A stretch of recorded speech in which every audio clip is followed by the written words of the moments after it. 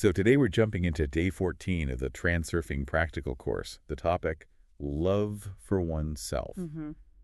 And I know when you hear that, you think of, greeting cards and self-help cliches. Right, bubble baths and affirmations. Exactly. But this source material treats it completely differently. It feels more like a mechanical instruction. It really is. The text is pretty blunt about it. It frames self-love not as like a nice feeling, but as a functional necessity. A necessity for what? For a functioning reality. It says, flat out, if you don't love yourself, the mechanism of the world just turns against you. You literally cannot be happy. It's a cause and effect thing, which starts with that core concept of the mirror, right? The idea that the world just reflects you. Yes, specifically your relationship with yourself. It talks about this war between the soul and reason. Reason being your inner critic. Always. It's the part of you that's constantly berating the soul, saying you're not good enough, not smart enough.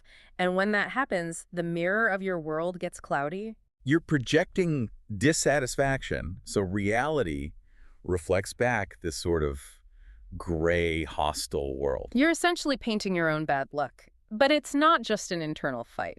There are external forces at play. The pendulums. The pendulums. And just to be clear, for anyone new to this, we're not talking about clocks. No. These are more like collective thought forms, fashion trends, political movements, corporate culture. Exactly. They are energy structures that thrive when everyone conforms. Their main rule is basically, they are better than you, so you need to be like them. They want you to be a cog in the machine, a predictable part of the matrix. Right, because if you're unique, you don't fit. And that brings us to the real struggle, which the book calls importance. This feels like the root of the entire problem. It is. You have external importance, where you look at a celebrity or a CEO and you decide, that is perfection. You've built an idol. You've put them on a pedestal. And the moment you do that, you create internal importance. You look at yourself and think, I'm not that, so I must be flawed. That creates so much tension. The book calls it excess potential. And that's an energy imbalance the universe has to correct, usually by knocking you down a peg. So how do we fix it? The text seems to suggest you don't have to force yourself to feel love. You don't. You just have to stop worshiping the idols. You knock them off the pedestal. So you give yourself permission to create your own standard. Yes. You give yourself permission to just let go, to have flaws, to be imperfect. Once you stop wasting all that energy on your supposed flaws, you can actually focus on your virtues. And that, in turn, changes the reflection in the mirror. Instantly.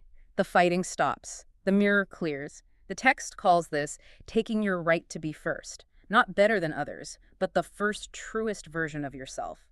So the takeaway for day 14 is really about auditing your own beliefs. Stop looking at the standards you think you have to meet. Drop the importance, and the world stops fighting you. Which leaves us with a final thought for you to chew on. If you woke up tomorrow and you completely lost the ability to compare yourself to anyone else, what would your own version of perfect even look like? And would you be brave enough to actually go after that?